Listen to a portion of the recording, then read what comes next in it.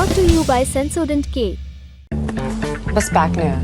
SLS paraben और दूध का करंट भी कौन? तो लाइफ का करंट ऑन? कुछ भी। तो ट्राई करके देख ले। Sensodyne K toothpaste for sensitive teeth. इस बार क्या हुआ, इसके लिए रुख करते हैं खेलों से जुड़ी पत्रिका स्पोर्ट्स स्टार का।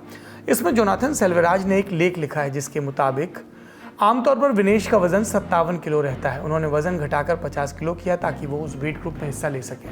टूर्नामेंट के पहले दिन उनका वजन 49 किलो 900 ग्राम था, लेकिन दूसरे दिन उतना वजन बनाए रख पाना मुश्किल था। थोड़ा भी खाना खाने पर उनका वजन 53 किलो तक पहुंच जाता और लगातार 3 मैच खेलने के बाद उनको खाना खाना भी ज़रूरी था और इसी के चलते वजन बढ़ा। उन्होंने आगे लिखा है कि सेमीफाइनल के बाद उनका वजन 52 किलो 700 ग्राम पाया गया और कुछ ही घंटों बाद फाइनल मैच के लिए वजन तौला जाना था। इसके बाद विनेश ने ना तो खाना खाया ना पानी पिया, ना के बराबर पानी पिया। पूरी रात सोई नहीं। वो ओलंपिक्स का जो गेम्स विलेज है उसके जिम्नेजियम में रनिंग करती रही, स्किपिंग करती रही, रस्सी कूदती रही ताकि शरीर से ज़्यादा पसीना निकले, वज़न घटे। इसके अलावा वो गर्म भाप यानी सौना से भी नहाती रही। इतना करने के बावजूद तय समय सीमा तक उनका वज़न घटकर 50 किलो 100 ग्राम तक ही आ सका और बचे हुए 100 ग्राम को गिराने का वक्त नहीं था। एक रात में लगभग 3.25 किलो वज़न घटाना लगभग असंभव होता है, लिहाजा उन्हें अयोग्य घोषित कर दिया गया। इससे इतर इंडिया टुडे की रिपोर्ट भी आई जिसमें बताया गया कि कोच और न्यूट्रिशनिस्ट ने वज़न के जो आखिरी 100 ग्राम का पड़ाव था इसे दुरुस्त करने के लिए विनेश के बाल छोटे किए। इसके अतिरिक्त उनकी यूनिफॉर्म में भी कुछ तब्दीली की ताकि 100 ग्राम के वज़न को मेंटेन किया जा सके, पर ये कोशिशें कामयाब नहीं हो पाई। ये सब पेरिस में हो रहा था और इधर संसद में सत्र चल रहा है बजट का और इसमें इस प्रकरण पर बयान देने के लिए खड़े हुए खेल मंत्री मनसुख मंडाविया।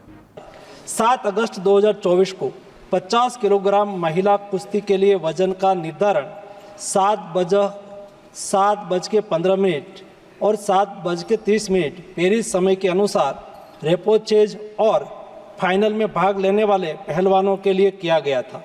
विनेश का वजन 50 किलो 100 ग्राम पाया गया, इसलिए वे स्पर्धा के लिए अयोग्य घोषित की गई। भारत सरकार ने विनेश फोगाट की उनकी आवश्यकता के अनुसार हर संभव सहायता प्रदान की है।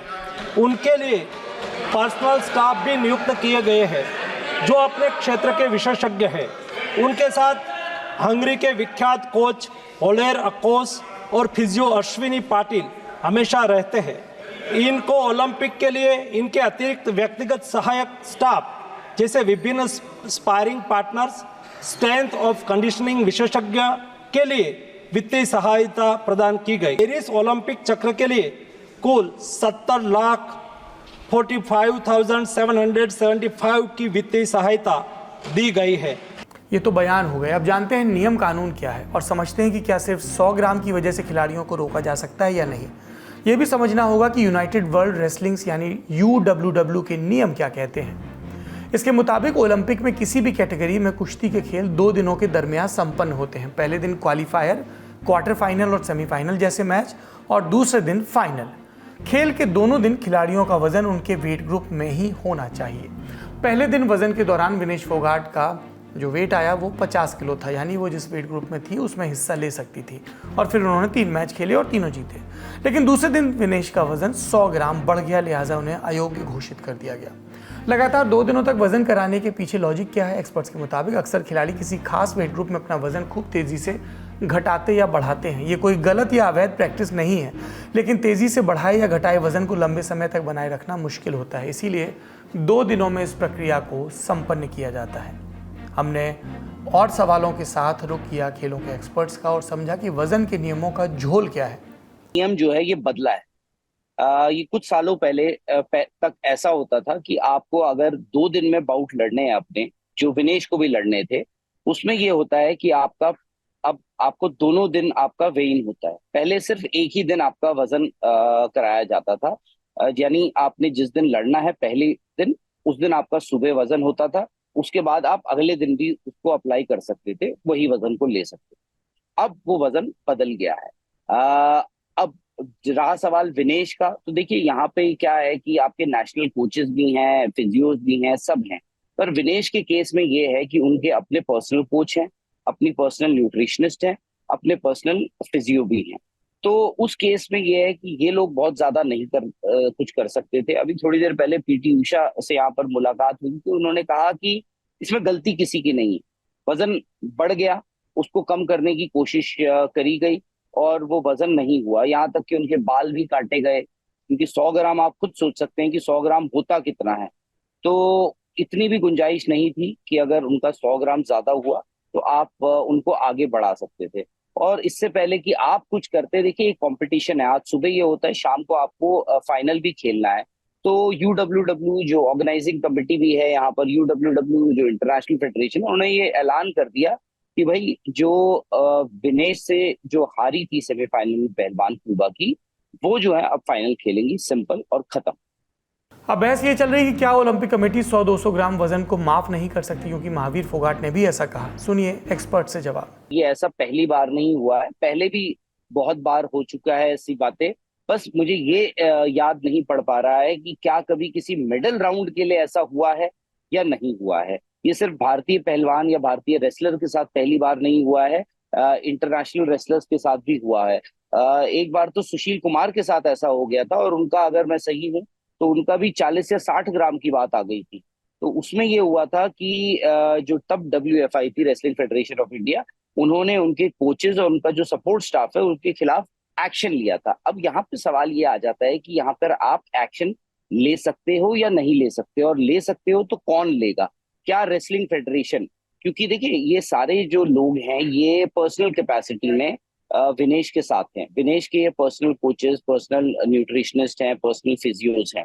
तो उस लिहाज से, क्योंकि इनका जो खर्चा है वो काफी हद तक सरकार देती है, क्योंकि वो टॉप स्कीम में आती हैं, तो सरकार देती है। उनकी जो पर्सनल स्पोर्ट्स मैनेजमेंट कंपनीज है वो सब देती हैं। तो अब ये सवाल आ जाता है कि जिम्मेदार कौन है। हालांकि अगर पीटी उषा की हम माने, जो IOA प्रेसिडेंट है, उन्होंने तो साफ तौर से कह दिया है कि इसमें गलती किसी की नहीं है। एक बोनस जानकारी, WFI के नियमों के मुताबिक फ्री स्टाइल कुश्ती के पहलवानों को 2 किलो के वजन की छूट होती है, लेकिन ये छूट रेसलिंग के इंडिया में होने वाले टूर्नामेंट्स के अलावा उन्हीं टूर्नामेंट्स में होती है जो UWW के नियमों के अधीन नहीं होती। यानी ओलंपिक और वर्ल्ड कप जैसे टूर्नामेंट में 2 किलो की छूट नहीं मिल सकती। एक सवाल और, क्या विनेश फोगाट के डिस्क्वालिफिकेशन में किसी किस्म के फाउल प्ले, किसी किस्म की साजिश की बू आ रही है? और पेरिस गया भारतीय दल और उनके प्रतिनिधि अब क्या कर रहे हैं? सुनिए उन पत्रकारों को जो ग्राउंड से ओलंपिक्स और इस घटना की रिपोर्टिंग कर रहे हैं। तो मैं ये जानना चाहूंगा, ये थ्योरी पहले तो आई कहाँ से, और दूसरी बात, ये थ्योरी कैसे वैलिड है कि साजिश क्या हो सकती है? किसी ने उनको जबरदस्ती कुछ खिला दिया, कुछ उनको ऐसा हो सकता है? नहीं, क्योंकि मैं आपको इतना बता दूं कि जो यहाँ पर भी जो नेशनल कोच हैं मौजूद हैं भारतीय टीम के, और जो बाकी के लोग हैं, वो तकरीबन रात 11:30 बजे तक थे उनके साथ। उसके बाद वो चले गए थे और तब तक उनको ये नहीं पता था कि उनके वेट की दिक्कत है। ठीक है, तो ये अगर किसी को मालूम था तो ये बहुत ही लिमिटेड लोगों को मालूम था कि उनकी वेट की दिक्कत हो रही है, और पूरी रात उन्होंने हर मुमकिन कोशिश करी, उनसे जो बन पड़ा कि विनेश का वेट जो है वो काफी हद तक ले आया जाए। इस खबर में जो भी अपडेट्स होंगे वो ललन टॉप आप तक पहुंचाता रहेगा, लेकिन यहाँ पर ठहर कर मैं एक बात विनेश फोगाट से और देश से कहना चाहता हूँ।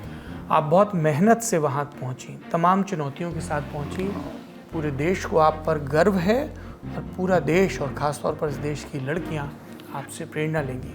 और हमारा और आपका क्या कर्तव्य है कि हम सिर्फ इस तरह की खबरों पर मन न मसोसें, अपने इर्द गिर्द देखें हमारे घरों की, हमारे मोहल्लों की, गांव की, शहरों की लड़कियों की खेल की सहूलियतें क्या हैं, वजीफ़े क्या हैं, माहौल कैसा है। वरना हर 4 साल में हम सिर्फ अफसोस ही जताते रहेंगे मेडल टैली में अपने आप को देखकर।